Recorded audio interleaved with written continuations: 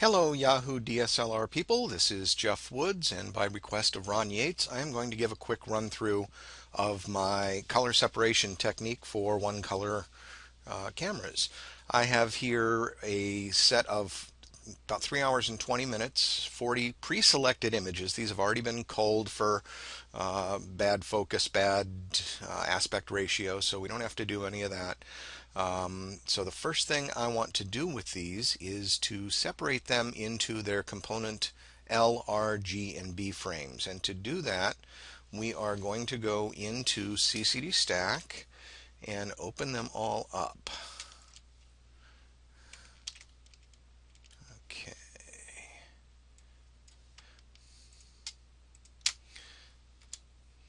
And here they come.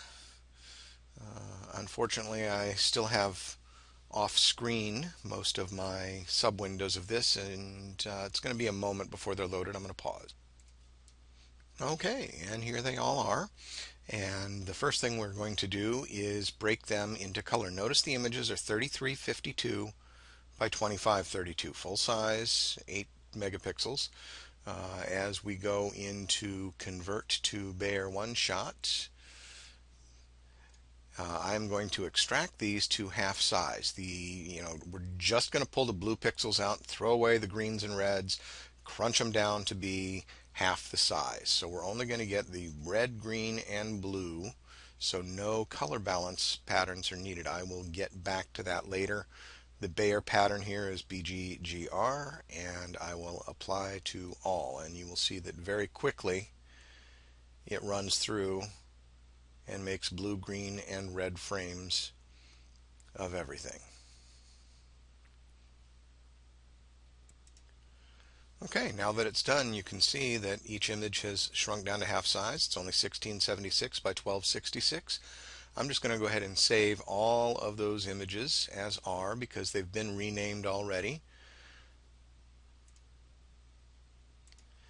And once they're saved, I'm just going to close them all down. I'm not going to use them yet. I'm going to reopen the original files and do the same thing for my luminance images. So I'm going to pause again while they read.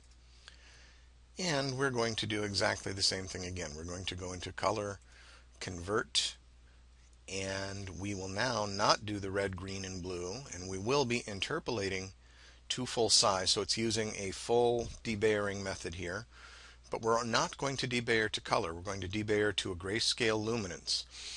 And if you've done a custom white balance on your DSLR, you probably don't need to do this step. But what I've done, since this is a filtered camera, the filter band passes, they let through different amounts of light. They're sensitive at different levels. So I've measured a type G2 5 star, G2V, and found that I need 1.12 times as much green and 1.55 times as much blue. I will go through and create all of my luminance frames at full size. These will still be 3352 by 2532. They will simply be debayered but straight to luminance. So let's pause while that happens. Okay, I've gone ahead and saved the luminance files that it's created. If I zoom in on this image, you'll see that the Bayer matrix is gone. It's nothing but a full-sized luminance image, but the stars are indeed still nice and round and they're very smoothly gradiated from center to outside. So we've got very sharp luminance image here, which is not usually possible with a one-shot color. Usually we just go straight to RGB. But now that we have just the luminance and just the RGB, we're essentially back to a straight LRGB monochrome imaging circumstance. So I am going to sort this by full width half max, pick one right about in the middle, and now I'm going to register them all. And I use a plug-in with CCD Stack that uses CCD Inspector to align them all very closely. You may wonder why I have so much data. Well, we're going to get to that right here. This is very important.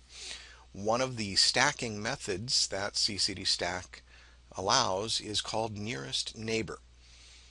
And once all of the images are aligned, we will see why that is so important. Okay, they are all aligned, and as you can see, the stacking algorithm got me within 0.02 pixels of 0.01, 0.02, zero 0.01. So these are all very well stacked.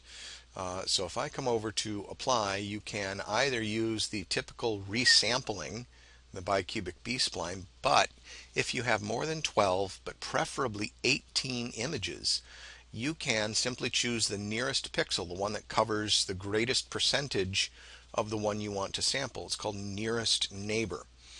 And that will not resample anything. So anything that you've got that's, say, a hot or cold pixel, or anything that's a flaw in the image, will not be resampled and smeared out. So it will not be nearly as difficult to reject statistically. It's another good reason to have more images, because then your statistical rejection is better. But I'm going to apply this with nearest neighbor, and the final benefit to nearest neighbor is that it is so much faster than bicubic B-spline. You do not have to recalculate every pixel based on 40 samples. You just simply look at it and figure out which pixel it's closest to, and it's done. So this will only take about 10 or 15 seconds as opposed to several minutes to do a full bicubic B-spline. So we're just going to race through the other steps in stacking and creating a luminance master. We're going to create, we're going to normalize, so we're going to choose a background area and a highlight area so that it can treat each image as if it were exactly equal. And you can see this here by the fact that the weight it's going to give to each image is somewhere between 88% and 114%, which is actually very good. Most of them, the vast majority, are between 0.96 and 1.1. That's great. As I said, they were hand-picked. Sometimes you'll find some images that are much worse. You might want to reconsider whether you're going to use them, but because these were all pre-hand-picked, that's not an issue here. So now we will statistically data reject them. We'll simply use standard deviation. Normally I use 2.2, which rejects the top 5%, but when you have this much data, you can reject a little bit more. So we're going to use 2.0 as the sigma factor. The lower the sigma factor, the more it's going to reject. So we will let it do its standard deviation rejection. And in this case, we seem to be rejecting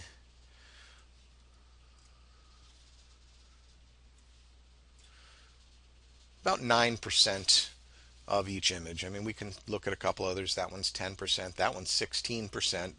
The higher the weighting, the less we'll reject. So I expect this one to be only about 7%. That's about right. So let's go ahead and combine this into a mean master without using any of the rejected pixels. And there we go. This is going to be our luminance master. And what's really nice about this is it is incredibly sharp. You don't get this kind of sharpness out of an out of a straight RGB, out of a one-shot color. And there's lots of these little wisps in the nebulosity here, and we're going to try and bring that out even a little bit better. I'm going to close everything here except our master, and I am also going to save it. We're going to deconvolve it. Process, deconvolve. That's going to sharpen it just a little bit. Now that looks like a pretty good representation of the point spread flux here in this camera. So I don't need to adjust any of these settings depending on how far I want to deconvolve it. The full width half max here is 4.26. How far is it going to go down? Let's go ahead and see what 20 iterations will do. Okay, the deconvolution is done. This is the deconvolved version. And there's the original. Now it looks like I've introduced some dark halos around the stars, so that's going to be too much. If you look right in there, especially in the luminance, you don't want to do that. So I've deconvolved too much. I'm going to go back and deconvolve just 10.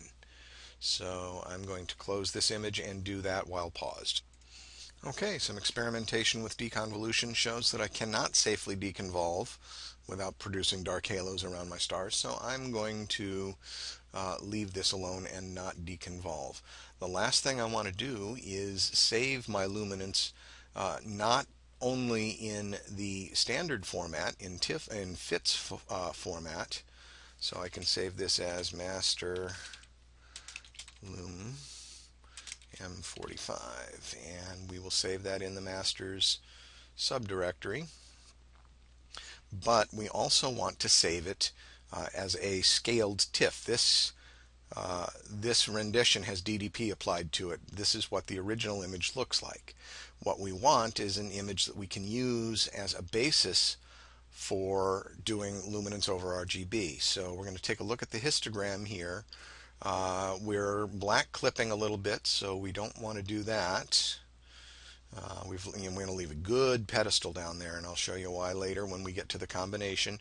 We also don't want it stretched as far as this, although that's not actually too bad. If you look down here in the bitmap section in the lower right, you'll see that our highest areas of luminosity are in the 80s and 90s, which is a pretty good target. It's where you want your highlight areas to be, around 80 or 90, so that's a good spot. So we're going to save this as a scaled TIFF in the masters folder, and we are done with the luminance. I am going to do the exact same thing with each of the RGB colors while paused, so you don't have to sit and watch.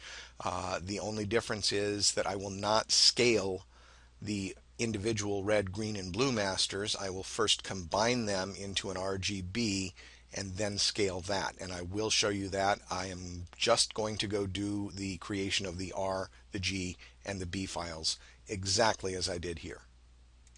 One thing I'd like to point out is that when you are coming to do your RG and B masters, locate the same image that you used for a master the first time. Now, the first time I used image number 22, so I'm going to use image number 22 as the base master as well. That will make registering all of these together much easier in the end. You won't have to resample your color if you do this right.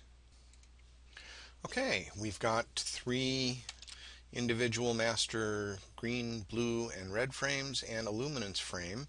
And if we look at the sizes, we can see that in essence the luminance frame is twice the size of the color frames. We've extracted the color frames at half size, essentially binned 2 by 2.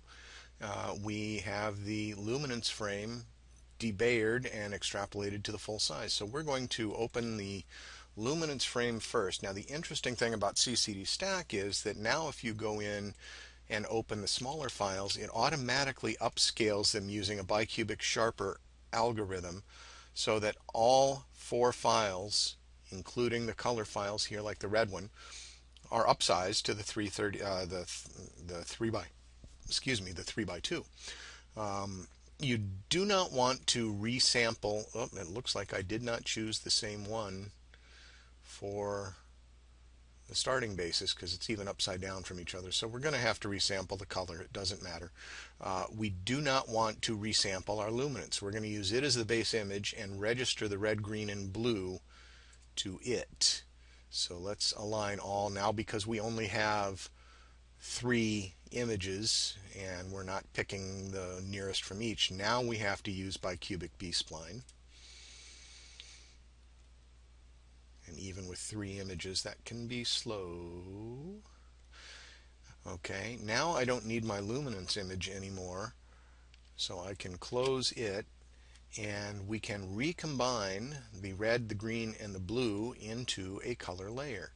And here is where those color balance values come into play. If I did not know that the blue needed 1.55 times as much weight as the red, this would come out looking very bad. Now let me get these out of the way so you can see what happens when I combine these. So color, create, And boy, that doesn't look right, does it? But we can go in, and it wants me to pick a neutral color, not in nebulosity, just in dark space. And it's noticed that the ratio is 105, 97, 98. It's fairly close. If I click OK, we're going to get a much closer color to what we did. And now we can still come in and adjust the color some more. So if we want to up the saturation, for example, I like to come up to about 1.2. If we were a little bit lower in the sky than at zenith, then the blue might want to come up just that's a little too much. Let's only come up by 5. We've got a bit of a orangish halo on that. Let's see what that looks like brightened up even a bit more. Yeah, that's not horrible. These halos around the stars are just unavoidable with a refractor. Let's see, the green is about right. Certainly the red is about right. The only question I have right now is on the blue. Do we want to go a little bit more blue or not?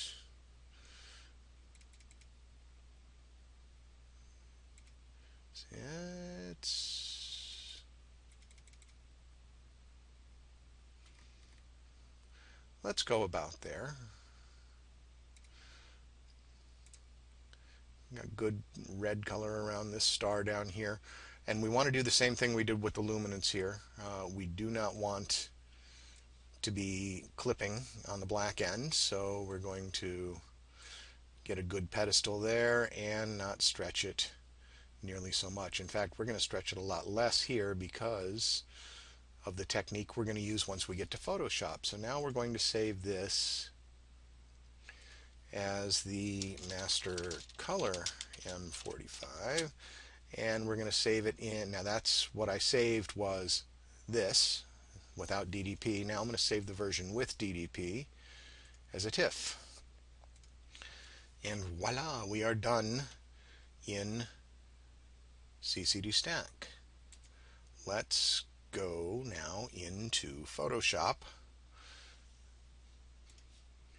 and go open our two masters, which are registered to each other, so we don't need to worry about repositioning them in Photoshop. So the very first thing we're going to do is take a look and see that, yep, they're registered right to each other. We're going to immediately do the luminant. I know a lot of people like to save this to the end, but for my color processing techniques, which I learned from Adam Block at the University of Arizona, Lemon Telescope, very, very effective. We're just going to copy the luminance layer on top of the color layer and set it in luminance blending, luminosity blending mode. And you'll see that we've got the faint beginnings of color, but we need to up our color quite a bit. As you'll recall from many of your studies, the sharpness, crispness, and all of that comes from your luminosity. So it doesn't matter what we do to the color so long as it's colorful. So we're going to do an adjustment in Photoshop called shadow highlights. And it has a benefit of boosting all of this color without really introducing an awful lot of noise. We're going to boost the shadows 50%. We're going to use about 50% of the tonal width on a radius of 30%. We're not going to do anything with the highlights. We don't want to touch those. This is just to put the color in. And the color correction adjustment is a really fun one, because what it does is it's essentially color saturation without noise introduction. If we drop that down to 0, you'll see that it does not add much color to what's going on. But if we put it up to about 65, adds a great deal of color into our nebulosity.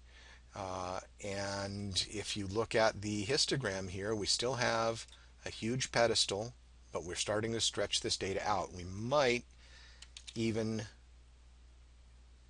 why did that not bring up my, oh, you know what, because Control M is a hotkey in Camtasia. So image adjustments, curves, we might bring this curve up even a little bit more. We don't need any more of a pedestal than that, but let's bring that up because that's going to bring out some of this dusty stuff up here that doesn't really get color illumination on it. And look what we're doing to the stars here. If we bring that down, we're bringing down the halos of the stars, which will cause it not to pollute our luminance. So that is what we want to do, is to make sure that everything has a really good strong color here. And if we come back over here, now we can see that the luminance has nice bright nice bright, but we can sharpen even the luminance up a bit more. We're going to make a copy of it and blend this in overlay mode and add a filter called the high pass filter, which at 60, that's good. Look what this does to the sharpness. Turn it off, turn it on, turn it off. But look what it does to the stars too. The stars just bloat ridiculously. So we love what it does to our wisps in the nebulosity. We hate what it does to the stars. So we're going to come back to this, and we're going to select color range, and we're going to select just the highlights, which should be just the stars. And it is. We're going to expand that so that we reach out and get all of the halos. We'll do it by about 8 pixels. That's going to go out about that far. And then we want to feather that back by about half of what we expanded, 4 pixels. And now we're just going to come up to this layer and literally delete what we just selected. So now the only thing we're applying this high pass filter to is everything except the stars. What does that give us when we reactivate the original layer? Well, our stars are still mostly unaffected. The halos around the stars might be a little bit brighter, but look at the wisps in here. Look what happens around Merope.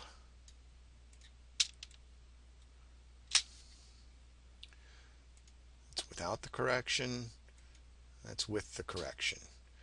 And I don't like the halos that is putting in there, so I'm going to add a show all mask. We still have a selection, deselect it. I'm going to add a show all mask to this, and I'm going to go in and paint out some of that. I'm only painting at 33%, but I'm going to get that halo out of there. Let's look.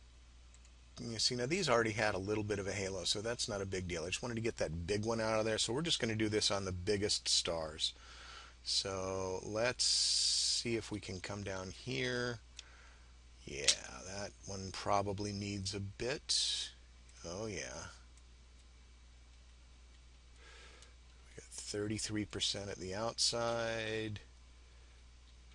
And we're just hiding some of the effect of that high pass filter. See that? Now it's not doing nearly so much. Where else do we have big ones down here? Oh, this one we're really going to want to touch up. Let's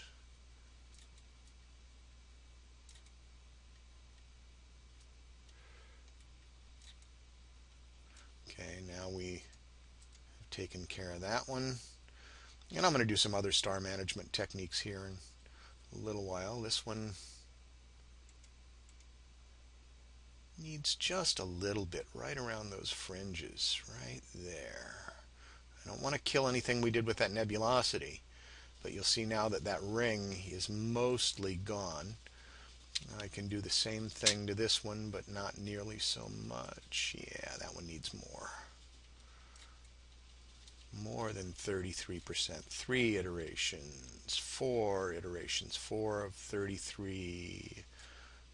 Let's see. Yeah, that kept it the same. Okay, are there any other? Oh yeah, the last one up here. This one's going to need a bunch too. Yeah.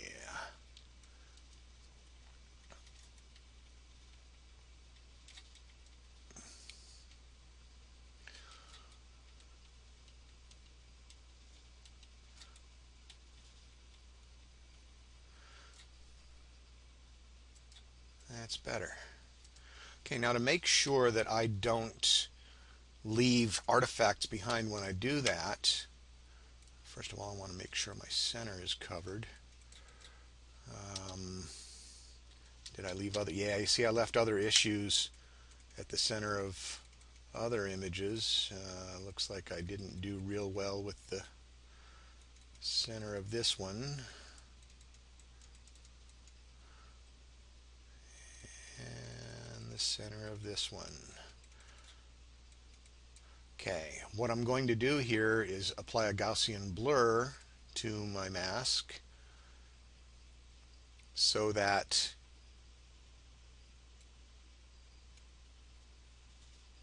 it's a lot more smooth.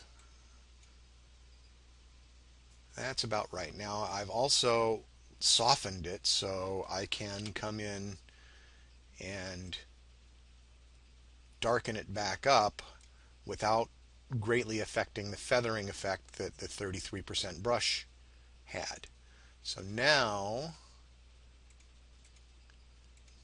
the only effect I'm really getting from the high pass filter is on my nebulosity.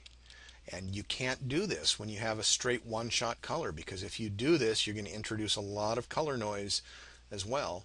But this being done strictly to the luminosity does not introduce noise. So now that I have that where I want it, I'm going to flatten it down and put it back into luminosity mode. And the other neat thing about this is now that we have full color in this, before we do the flattening of this, we can do some saturation tricks here. For example, if we're dealing only with this color layer, notice that we have this huge pedestal here. We can go into levels and remove that pedestal, and look what that does to our color. That really brings up our color substantially. But what does that do to the overall image when merged with luminance? Well, let's take a look. Let's turn that on and then take our pedestal out of the color.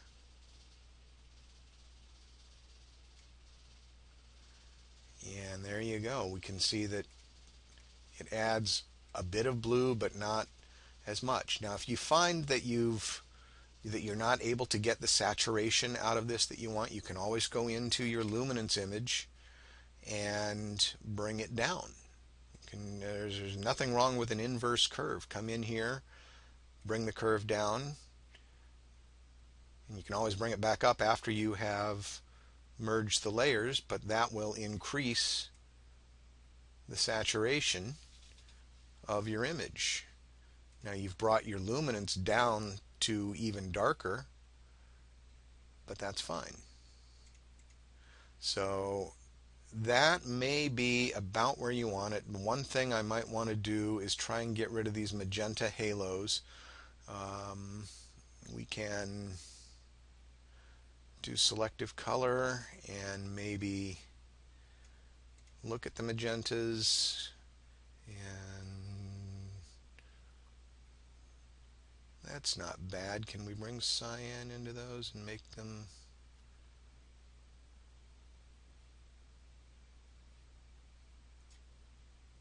That's not bad. There's still a hint of it. I might use 2 iterations of that.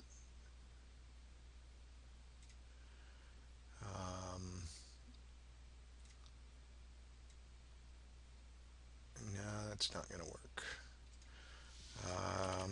Are there reds in it?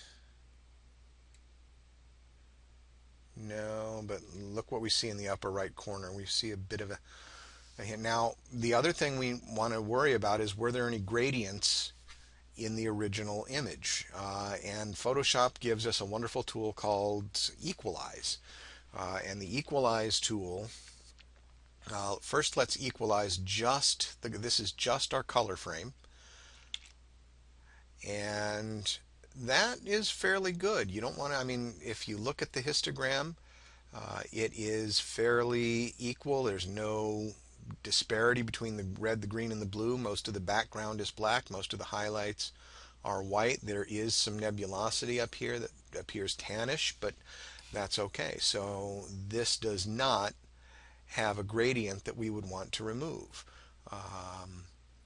Same thing with the luminance. Whoop, let's go back down here and take that equalization out. Let's equalize the luminance, and it too, since the image sources were the same, does not appear to have any sort of gradient that we'd want to remove. So we're in good shape. If we did have gradients, we would want to apply gradient exterminator separately to both the luminance and to the color. That will give you a much better correction than simply trying to flatten the image and then applying your gradient extermination to the final image. Now here's something that drives a lot of people absolutely crazy when I suggest it. It's another suggestion from Adam Block as well. Look how much halo and color there is around this star right here. Part of that halo comes from the fact that our color is so sharp and big. Look at the difference. That there's a little bit of refractor reflection around the outer halo here, but the inside star is actually tighter. Now, one of the things you can do to, I just noted, look at the green cast around some of these stars here. They didn't quite register exactly, so I'm going to apply Hasta la Vista Green from Rogelio Bernard Andreo. And that will just knock all that green right out of the image without really affecting anything else. Let's show that at full screen. Before, after. It's kind of subtle, but see, it gets a bit more purple. If you watch the green histogram down here as I cycle, before, after, it looks like the red and the blue move over a bit. So what I was getting at was if you want to soften the orangeness of stars like this, or for example over here, these stars tend to have a hard halo right around their outer side. One thing you can do is to blur your color, and as I said, that drives a lot of people nuts because it's just, you wouldn't think that you would intentionally go blur your color, but if you look, that is very, very sharp. It's a very nice round star, no artifacts. But because our color came from 2x2 non-upscaled binned color, look, there's artifacts around all of the stars. But if you come in here and blur, filter, blur, Gaussian, and it doesn't take much. We're not going to do 23. We're going to do about 3. Maybe not even 3. Yeah, even less than 3. Let's get down to... Okay, I still see the artifact there. I barely see it, so we're going to go about 2.4. Now look what that has done to my color layer. Boy, that is absolutely hideous. I've ruined the wisps. My star colors are wrong, but this is just the color. I did not affect the luminance, which is where your crispness and your detail comes from at all. If I turn the luminance back on, it's all still there. And now if I go in and look at these stars that used to have artifacts on them, like these, now the artifacts are gone. See, if I take the blur off, look at the noise in the background from color and look at the star. And as I put the color blur back on, you know what? That's not a legitimate thing because that turned the... Okay, there it is with color layer and the luminance. So both of them are turned on here. And now that's without the blurring of the color. I'm going to go blur the color, and look what that does. Not only to the star, but look at the sky background. There's a bit of a bluish cast there in the sky background that goes away without any noise reduction whatsoever. So now we are pretty much at the point, and you know, the really big star, that's where it really makes a difference. You can turn that off and on. If you get really up close on it, you'll really see the difference. That's with it on, that's with it off. So we are now ready to flatten our image and treat it like a single image. Now at this point we can do any of our standard tricks. We can go into LAB color space and do a curve in just the color. So we can do saturation tricks. That might be a bit much, so I'll do that and then fade it back to about that. No, let's bring it up. Okay. And then we can go back into RGB space. Our whole image now has a fairly big pedestal on the entire thing. We can bring it down, see what our sky background values look like. I shoot for about 20. There we go. 20, 30, 20. We're looking right here. 20. Yeah, that's about right for the background.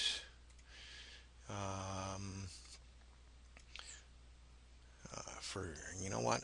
I've always hated the Pleiades at this orientation. I'm going to rotate it 180 degrees. I just think that looks better.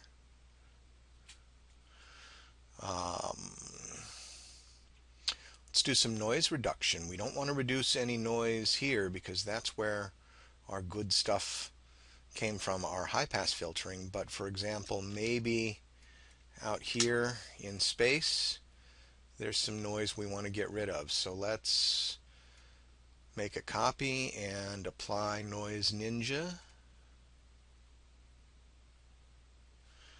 And I've just clicked apply and it's going to preview it. And now as we zoom in there, yeah, we took care of a lot. But we also, if we were to scroll down into our nebula, killed off an awful lot of what we gained there. So we don't want to do that. What we want to do is select the entire image, select, copy it, and paste that into a layer mask. Black conceals and white reveals, so that's backwards. We don't want to reveal the noise filter here, and we do want to filter the noise in the background. So we invert this image, and then we can do a layers adjustment on it to more protect our nebulosity and less protect the sky background.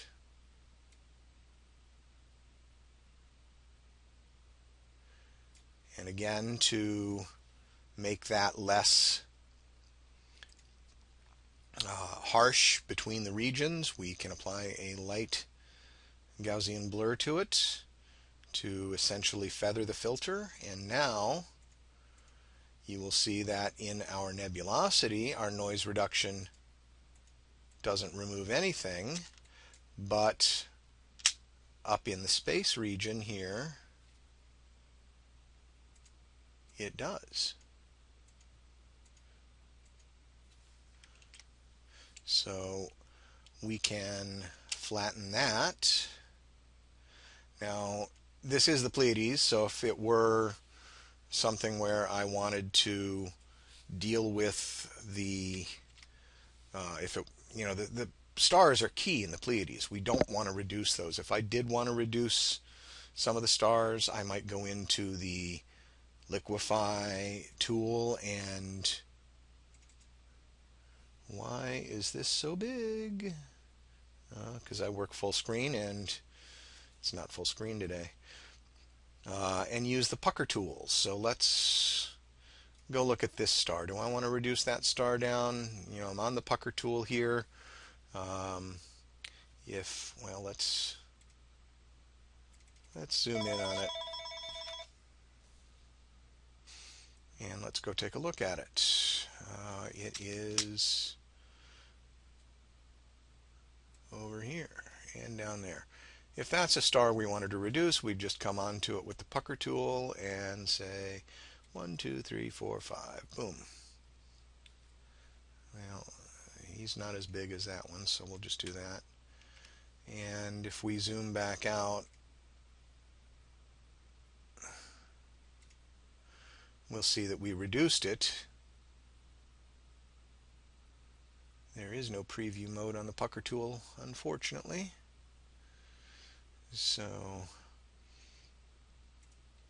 But if we wanted to reduce any of these stars, we could. It is not something that I terribly want to do here in the Pleiades.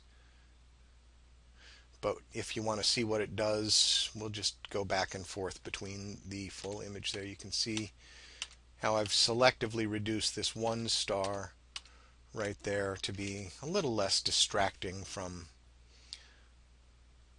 the rest of our picture. I can reduce the big halos around that, but in essence we are now simply into levels and curves, image, just curves.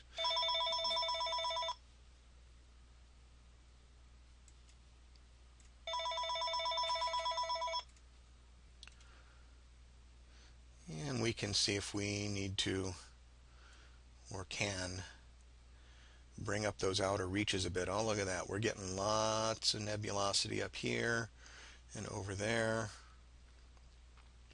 And it doesn't look like we've brought up a lot of noise or the stars. Might be too much. Let's look at a good stretch there. Color balance looks like it might be a little bit high on the red. Let's go to colors. Yeah, so let's bring the red down a bit. Let's bring the green. Now they all line up right here, so that's good. If I darken that back up, we're going to lose some of that luminosity, but I just think that's too bright for a sky background. As we look at these values, if we bring it down,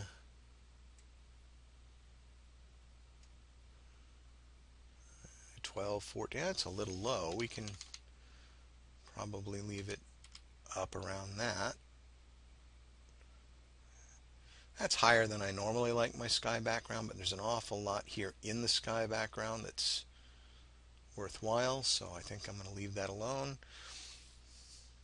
And that would be close to my final image for these Pleiades. I could go into some of the actions for astronomy tools, and could run make stars smaller a couple of times here and see what that does, because it usually will not attack the really big stars. It's only going to get the background ones. So what did that do?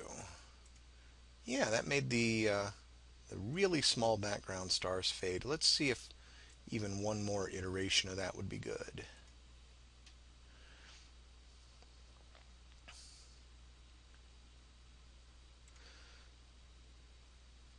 So now we're looking at original and 2 iterations. 1 iteration, 2 iterations. I think I like 2 iterations. I'm going to leave it there. And that is where I would finish.